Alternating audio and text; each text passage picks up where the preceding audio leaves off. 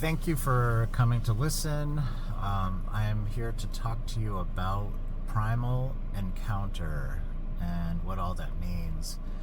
And I want you to know that I am not a fully primal person. I'm not always under the dominion of my loving spirit mind, but I am a person who has had incredible relief and incredible empowerment from the experience with my spirit mind. To the unificationist community, I talk about spirit mind because it pairs well with the divine principle, but in my normal content, I talk about the relationship between, well, we call it mind and body in English, but it's really problematic because it separates the two parts in an artificial way, and it also encapsulates the spirit self into this word mind, which is really not a good descriptor. So the spirit self is a whole person, discreetly projected from God. It is a projection of you, and it is a full human being, and it wants a relationship with your physical self. It wants to have I want to say orgasmic, just to be kind of outside the box a little bit. I don't mean it in a sexual way or in a tawdry way, but I do mean it in the sense that there is a sense of ecstasy that happens in the relationship between the spirit self and the physical self, which informs our whole being and throws us into the third position of the ideal person, and it's the place where we grow into an ideal person. We're not meant to grow into an ideal person just following a religion, or just following the culture, or just merely living a religious life. We grow to perfection through a ecstatic experience of love that happens between two discrete parts of the self. One is the spirit self and one is the physical self. And when they meet and when they get together and have a relationship, that relationship is centered on love. It is a love bond that overcomes everything. It overcomes all suffering. It overcomes all shame and fear and anger and doubt and jealousy. It overcomes our desire to escape or our feeling of overwhelm and needing to be defended. The power of that relationship is so great that you are more than willing to let go of your past, let go of all of your blame, whoever caused you problems. You don't care anymore. And one analogy that I like to use is, if any of you have ever had an experience where you meet a good person, it could be a romantic partner or a spiritual leader, or someone who inspires you, even an athlete or a politician or an artist, you might feel, when you think about that person or when you relate to that person, that nothing can bother you. You're beyond the reach of depression, anxiety, worry, anger and outrage, jealousy. It puts you in this elevated state of mind where you are not vulnerable to the normal obsessions and problems of life. So, but with the spirit self, when you meet the spirit self, what happens is you become 100% convinced that this person, discrete from any other person who's ever lived in history or who will ever live, and I'm including messiahs in this person is your ideal partner. This person is the one who knows you the best, who's seen all the stuff that you've been through, and when you encounter and when you sit in the presence of your spirit mind, the relationship is so well matched that you know that this love is going to carry you all the way to the end of time. There's no holes, there's no like shadow side, there's no like performance going on, there's no artificiality to it. It's 100% a match to yourself, to your regular everyday physical mind and body. So my whole passion in life is to talk about primal encounter. I call it primal encounter because I like to use prime because it's indivisible. So this part that comes to you, it doesn't have components. You can't break it down anymore. It's 100% absolute and unique and unrepeatable, and it truly belongs to you. It is the deepest treasure you have, and secondly, it exists for you. So its entire existence is there for an experience of love. So we have to meet our spirit self. That is our whole purpose of life. And once you do, you become free of all of your dramas and all of your dysregulation and all of your neuroses, and you can show up for other people. You can harmonize with other people. It takes practice, and everybody's different in the way that they respond to love. So your love has to match their situation, and that takes work and practice. But you have a real thing to offer. You're not coming at them because you want to control them or you want to change them, or you're trying to scratch your own itch. You're trying to make people into something so you don't have to feel irritated by them or something like that. So primal encounter is the thing that will save the world, and it will save everything, but you can't do it for anyone. It can only be done for yourself. You're the only one who can do it for yourself, and once you do, you become free, and then you can play, and you can talk, and you can be everything you want to be, and you can make plans. You have a partner who loves you and is gonna stay with you till the end of time, and it is a love relationship. It is all the feelings of love are there. The excitement, the joy, the ecstasy, the empowerment, the peace, it's all there. So the other wonderful thing about Primal Encounter, and the reason it really excites me, is because we all know by now that some people like to frame their life in a religious context, and some people really don't. But underneath, however they frame it, the person's condition is the same.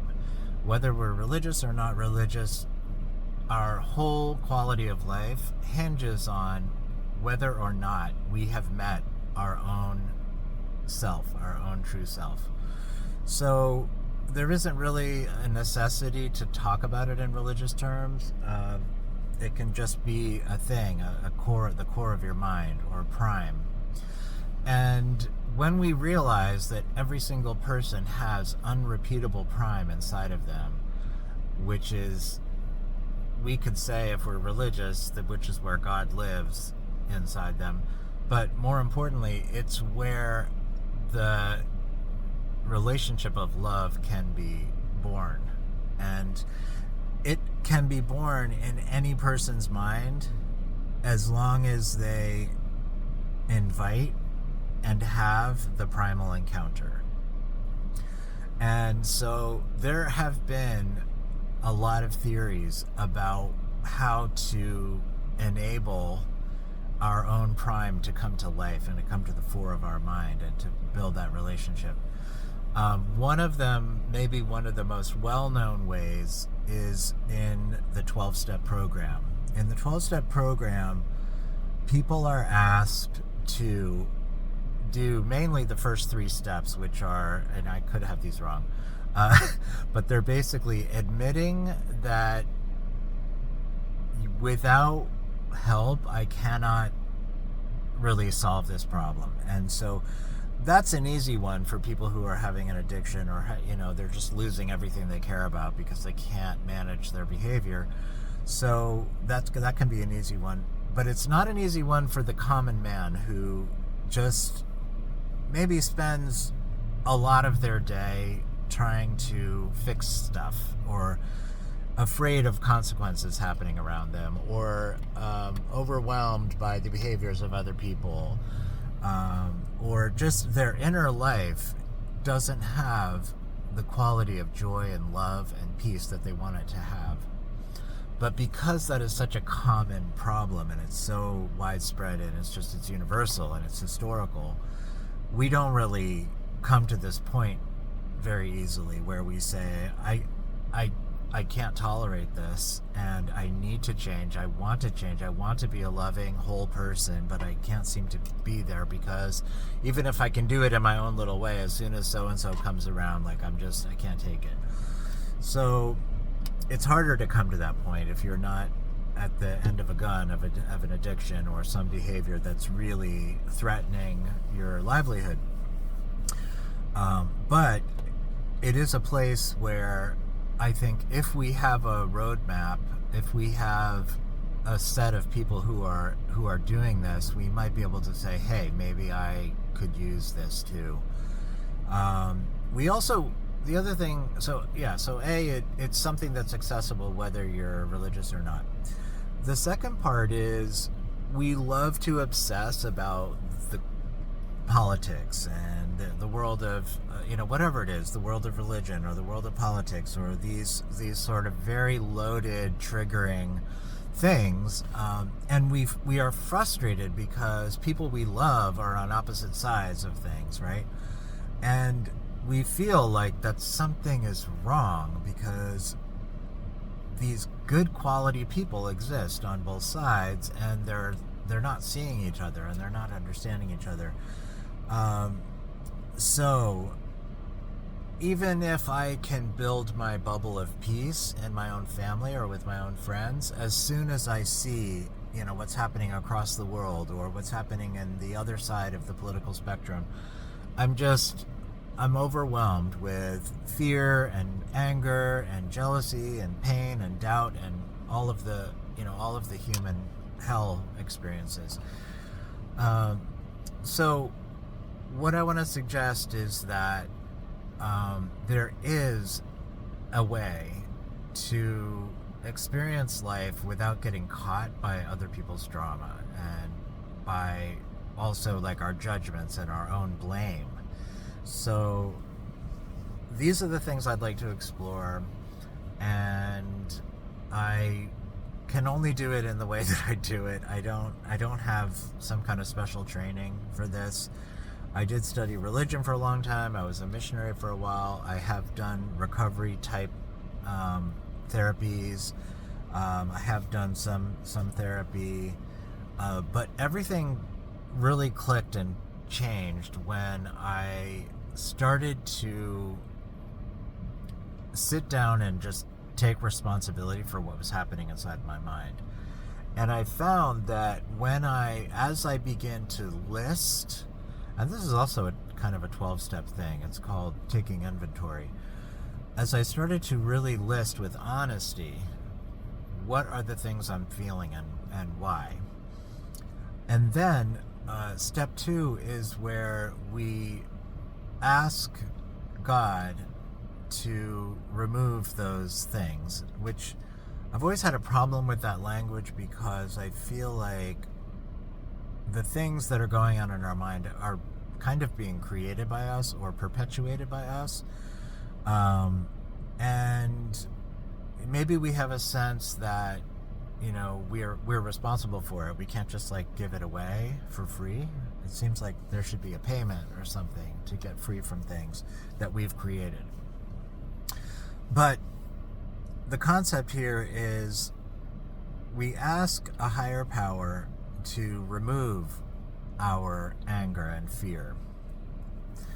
And really all we're doing in that moment is we're saying, okay, for the time being, for this moment, I'm going to clear some space in my mind. I want to clean the stage. I want to clean stage.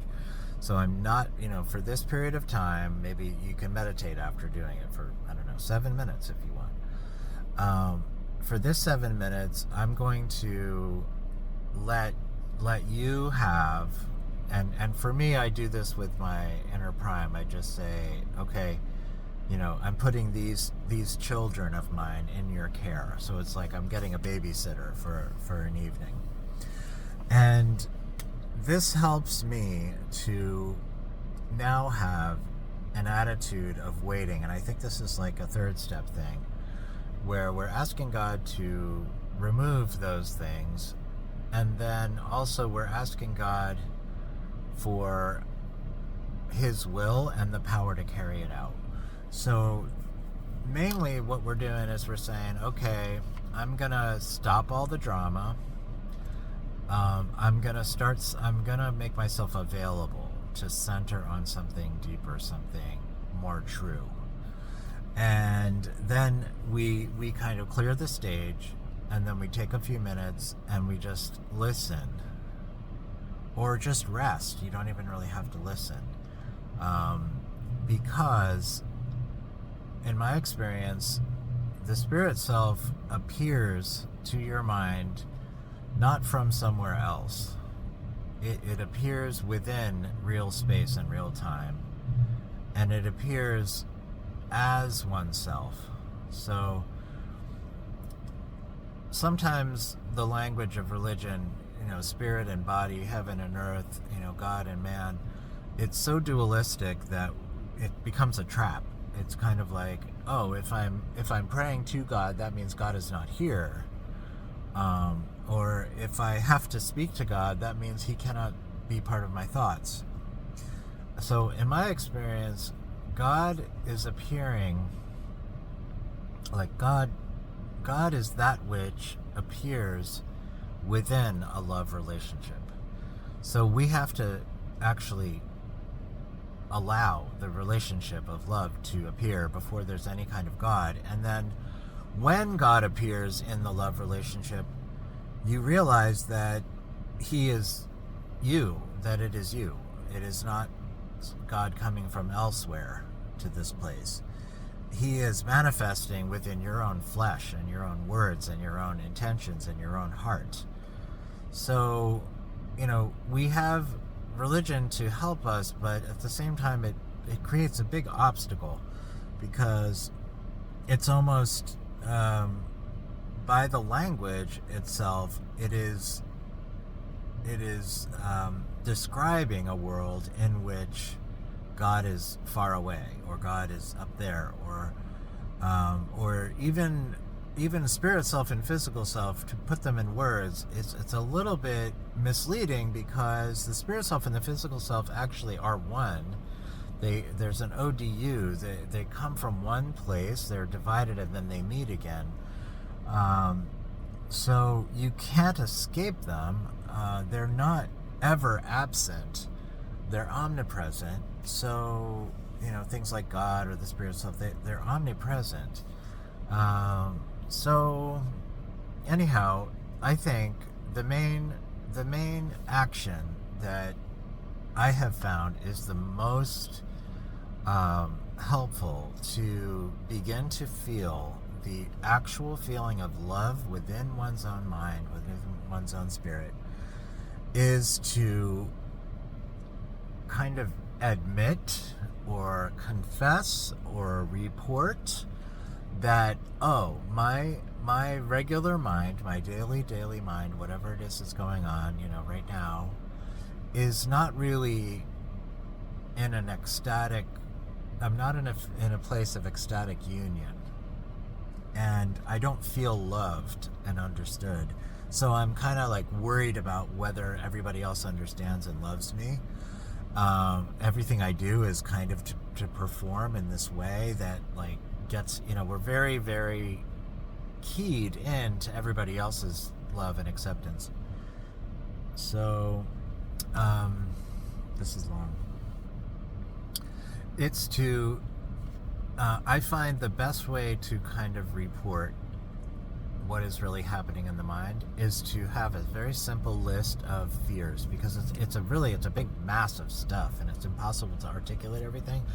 But if you break it down to your main fears, it's so helpful. So let me do an example right now. We'll just do it based on what I'm feeling right now. So, I am afraid that I'm not going to be able to explain the concepts that are in my mind in a way that is helpful to anyone. I'm afraid that if I spend a lot of time on this today, I'm not going to have enough time to show up for my family. I'm afraid that if I spend too much time doing this, I won't have time to make the money that I need to make today. I'm afraid that my reluctance to have a great diet and great exercise is going to prevent me from being able to carry out the things that God wants me to do. Okay, so those are 4 fears, but there can be other ones for you. It could just be like, I'm pissed at my wife because she said this to me today, and that makes me feel like I'm afraid that she'll never understand me. Underneath the anger is usually a fear. So if you just list some fears, and then at the bottom you just say, okay, these are my fears, and I'm willing to let them go now. I'm willing to make some space in my mind for something else. And then just, if you're religious, you can say, I want Jesus to take them, or I want Buddha to take them, or I want God to take them, or I want, my higher self to take them. But it isn't really necessary. You can just say, I'm willing to release these. And then also you can say, so 2 things, I'm willing to release these, and I'm willing to understand and be empowered for my next, for just understand and be empowered. We'll keep it simple. I'm willing to release these, and I'm willing to understand and be empowered to do what needs to be done next. And then you can sit. Some people like to burn their list or delete it if you typed it out. And then you'll sit. So I'm going to sit now because I just kind of did it. So I'm going to sit for 7 minutes. And sometimes after the 7 minutes, like I'll set my timer for 7 minutes, I'll feel like, oh, that feels awesome, and I want to do more. So I'll do like repeating up to 3 times. And it's really fun, and I love it. So I'll leave that there.